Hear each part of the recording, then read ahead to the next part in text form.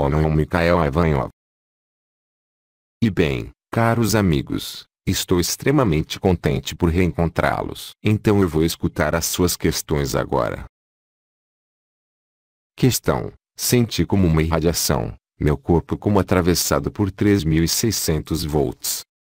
É efetivamente uma irradiação. Quer dizer que isso corresponde a uma travessia da sua estrutura física e sutil, na matriz, por partículas de luz vibral, tais como foram definidas, mas também é uma travessia em suas estruturas, de certo número de partículas chamadas de radiações ionizantes, cuja particularidade é, em um primeiro momento, provocar uma mutação do DNA e da consciência. É para ajudá-lo a ir para a sua eternidade, para o seu estado de ser. Portanto, é perfeitamente lógico. E você vai vibrar assim, cada vez mais. Questão: qual é o papel da energia feminina, atualmente? Então, a energia feminina, cara amiga, é um vasto assunto. Quando a fonte é manifestada, ela é obrigada, se ela quiser se ver a si mesma, a se duplicar. Ela se duplica, porque a fonte é capaz de ir, desde o ponto central onde ela está, até a última periferia. Se aqui podemos falar de periferia, quer dizer,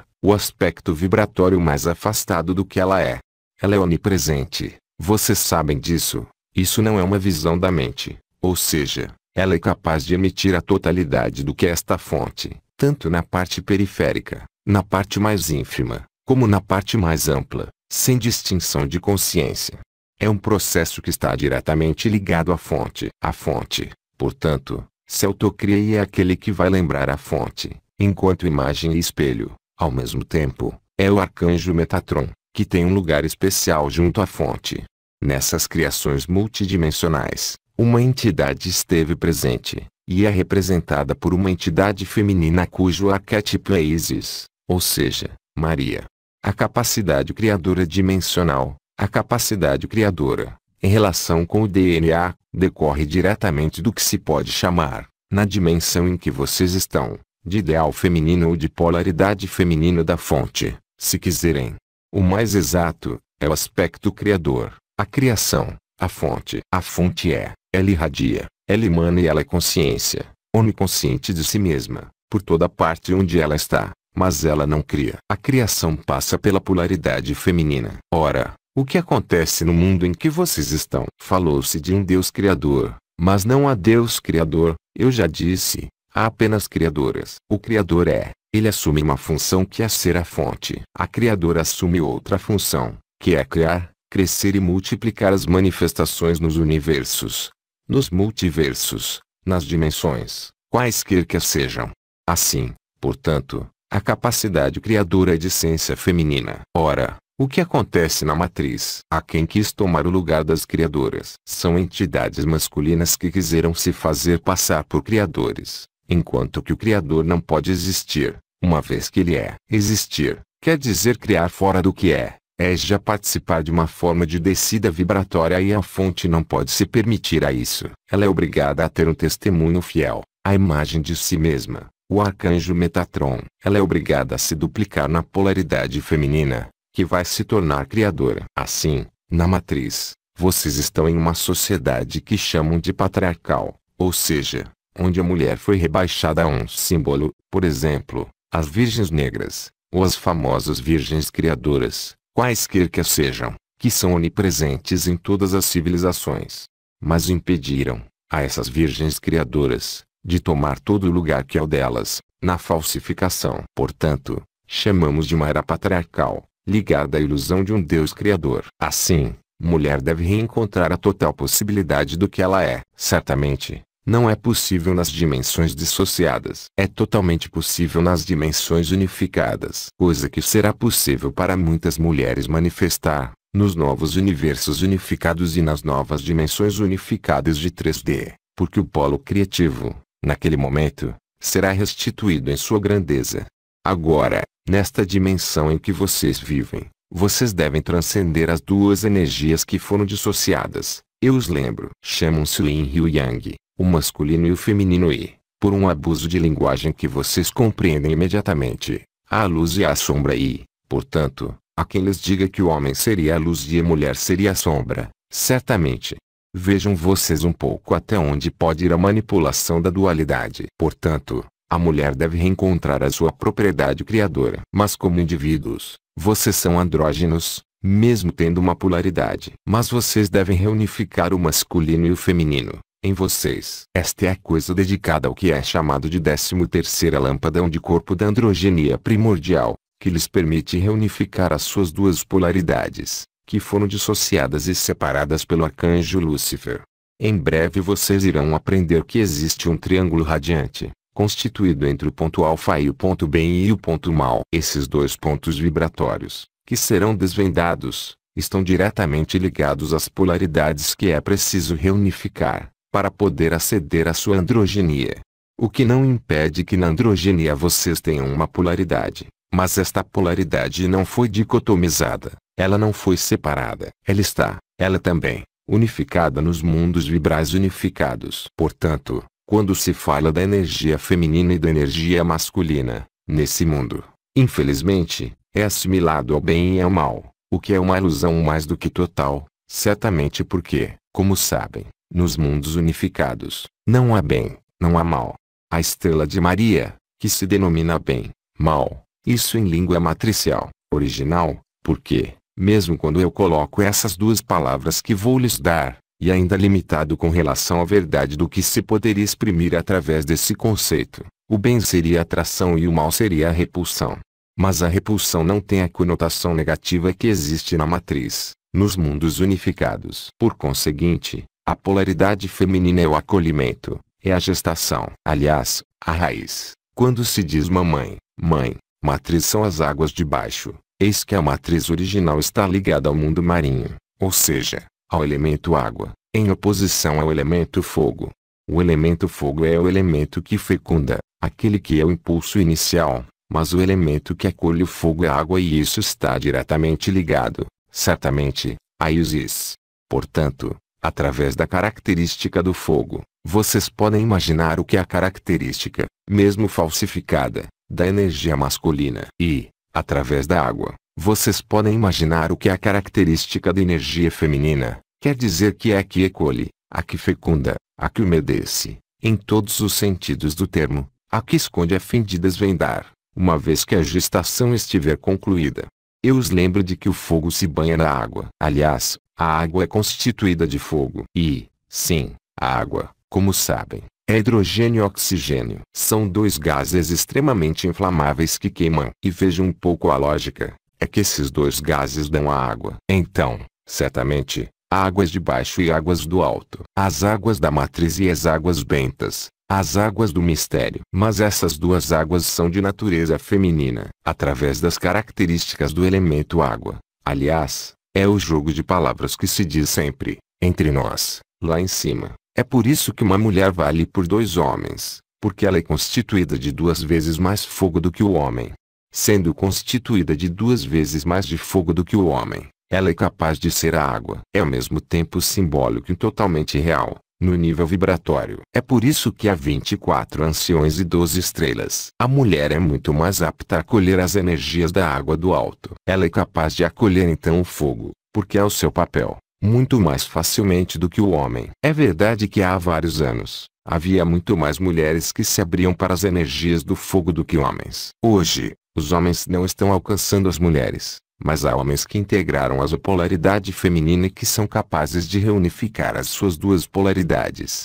O que explica que há, agora, no nível das pessoas que se abrem, quase tantos homens como mulheres. Mas, na primeira parte da descida das energias, há quase 30 anos, era quase exclusivamente de mulheres, porque a elas cabia mesmo receber o fogo, coisa que não podia fazer o homem, enquanto ele permanecia em sua polaridade masculina do tipo fogo.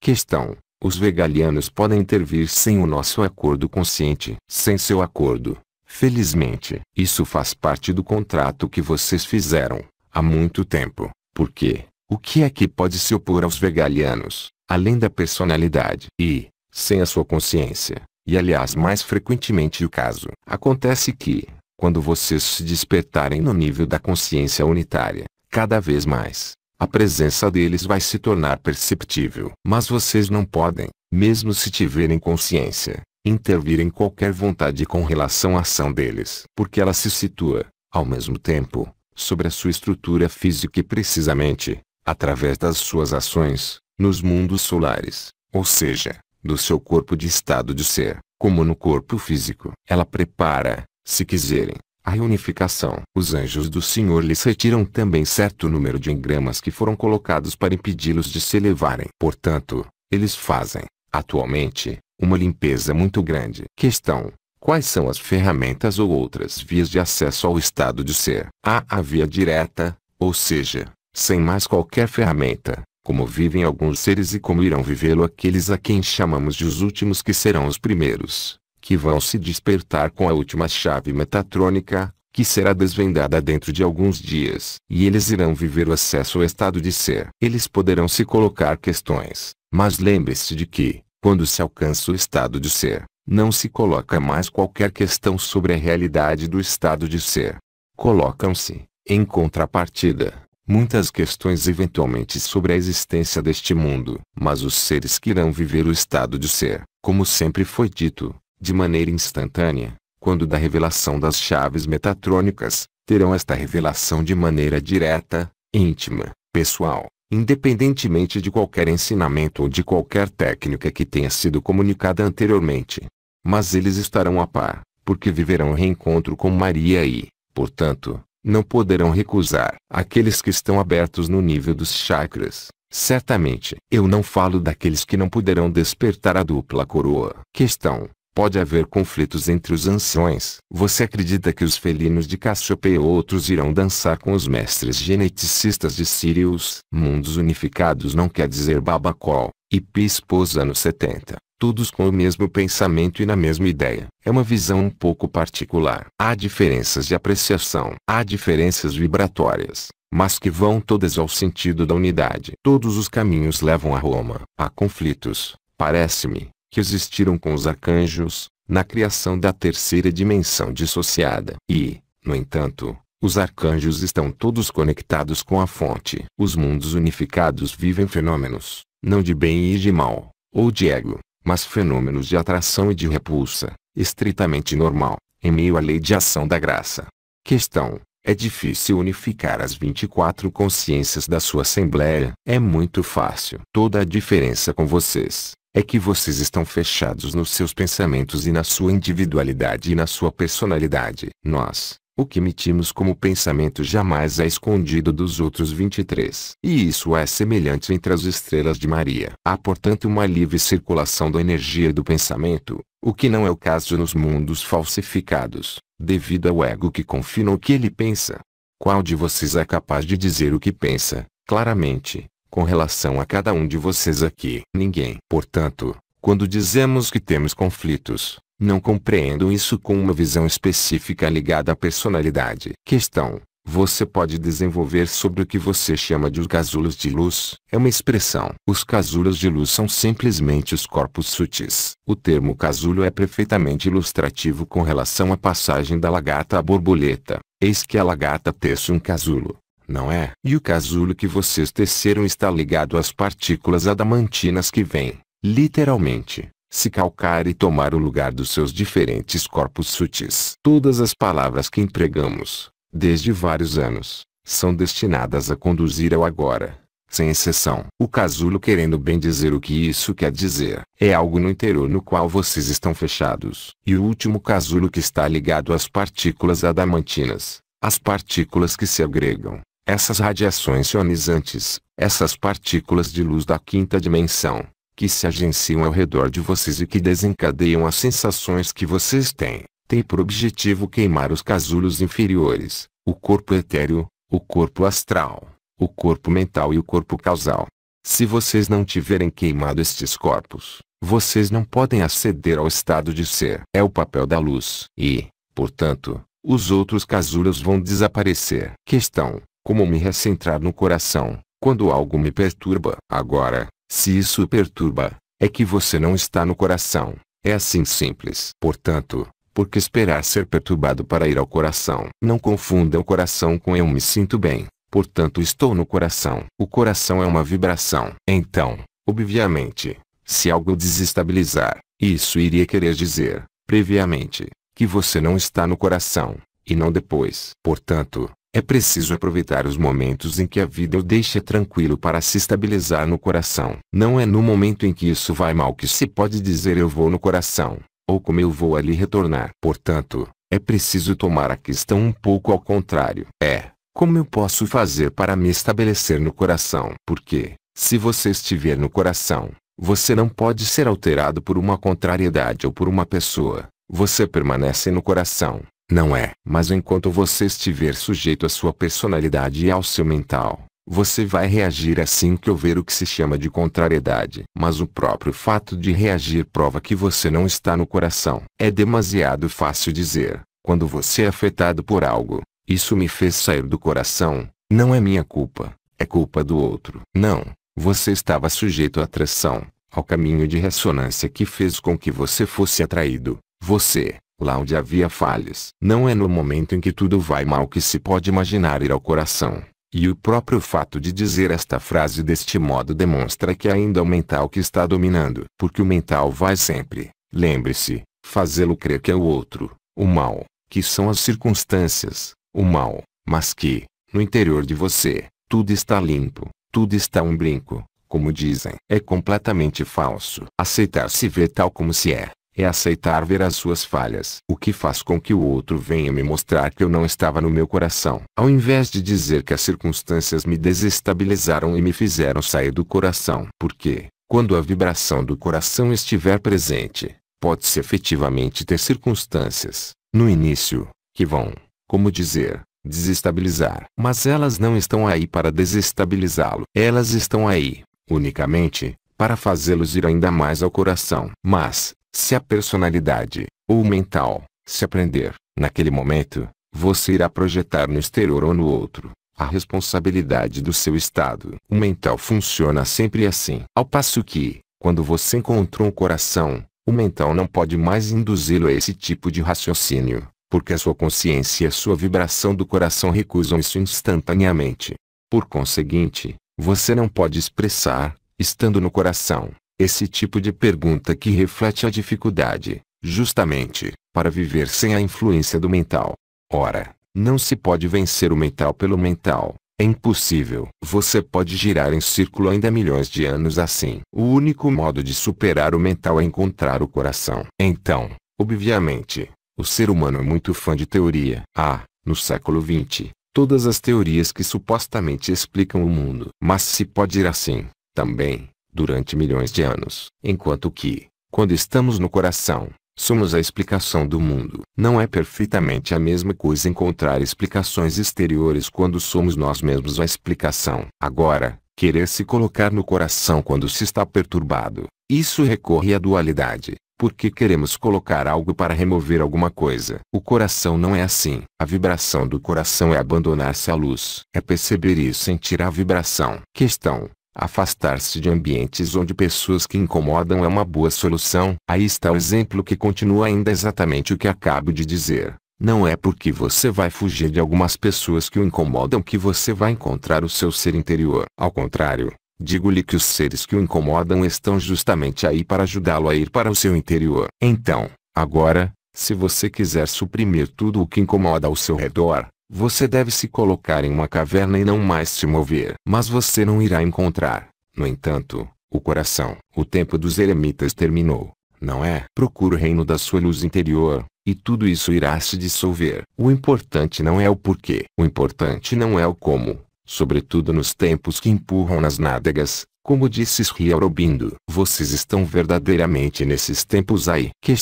Por que sou sempre tão afetada pela morte da minha mãe? Cara amiga, quando você atingir as esferas da unidade, sua mãe não é a sua mãe e seu pai não é o seu pai. O ser, no estado de ser, é totalmente livre. Todos os esquemas, sem exceção, filhos, pais, avós, chefe, não existem na unidade. Portanto, querer explicar esses esquemas volta a reforçar a dualidade, de maneira inexorável, e a dar peso na vibração e a sair ainda mais no coração.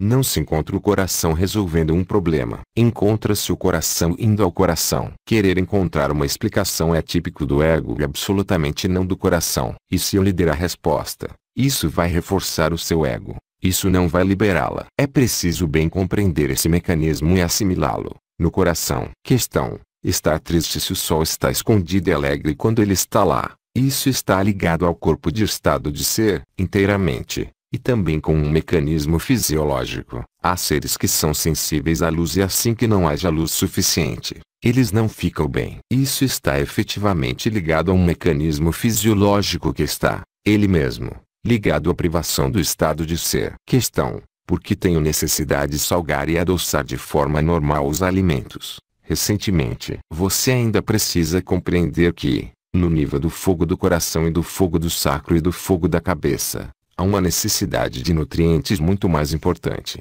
É por isso que Anael, já desde mais de um ano, recomendou-lhes ingerir líquidos, que é um aporte de nutrientes e de minerais mais importante. Para alguns, o açúcar é um combustível e, portanto, vai favorecer, porque é metabolizado muito rapidamente, na condição de não ser diabético. É claro, vai permitir fornecer energia Kundalini e algumas zonas do cérebro. E é indispensável para realizar as transformações que você tem. Isso é perfeitamente normal. Não é para frear. É uma necessidade fisiológica, diante das modificações de consciência que vocês vivem. Questão: o que fazer para tratar uma disfunção de chakra? Bem, acolher ainda mais a luz e aceitar que a luz coloque cada vez mais em evidência a sombra. A luz vai chegar para limpar isso. Compreenda bem que toda dificuldade aqui, se eu lhe der um elemento específico, o risco é maior, é de fazê-lo entrar na dualidade, ou seja, eu luto contra isso, mais do que abandonar-me à luz.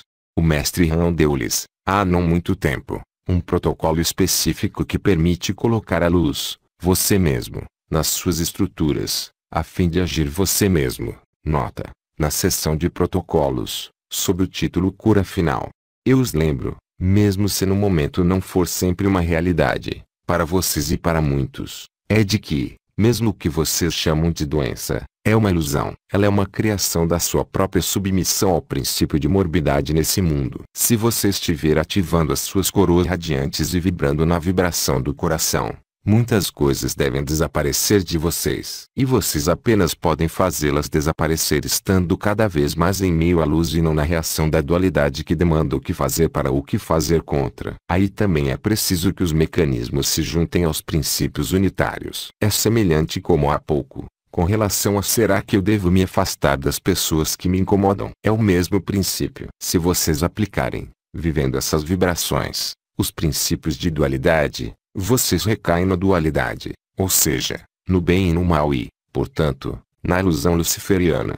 Vocês não irão nutrir a unidade, vocês irão nutrir, ainda uma vez, a sua própria dualidade. Isso não quer dizer que é preciso tratar algo com desrespeito, tampouco. Não é questão de não ver. Justamente, é questão de ver e, uma vez que se viu, de se remeter, em verdade, à luz. Porque é ela que vai agir. Sempre dissemos que a luz era inteligente, muito mais inteligente do que o seu pequeno cérebro. E ela sabe o que é preciso fazer, em meio às suas estruturas e em meio às suas poeiras. Não temos mais perguntas. Agradecemos. Então, quanto a mim, eu vou lhes transmitir todas as minhas bênçãos. O ancião-chefe os saúda. Eu lhes digo até muito em breve para dar sequência.